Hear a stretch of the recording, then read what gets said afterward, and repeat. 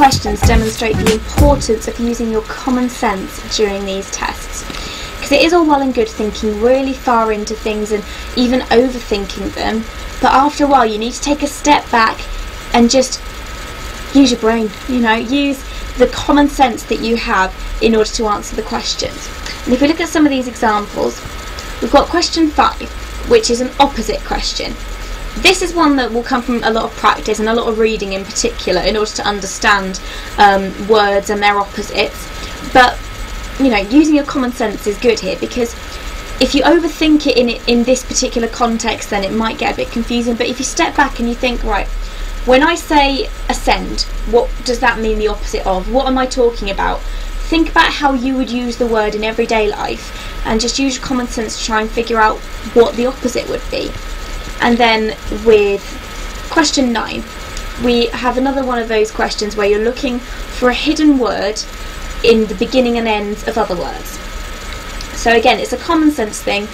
Only look at the beginning and ends of words. Don't worry about what the words themselves are. Just look at the beginning and end, or the end and the beginning, I should say, and go through and try and find a word that works. If you want to write down all the combinations, then do it that way. That may well really help you. But it's just a common sense thing. A lot of people could get quite confused by that and try and find words in the middle of others, but it's about finding words that are made up by putting two words together and finding that bit there. So again, just using your common sense. And then with question 14, this is the one that common sense applies to the most. Exams are taken in, you've got your options of silence, shopping centres or noise. Exams don't usually take place in shopping centres, and if you think about any exam you've ever been in, it's never really very noisy at all.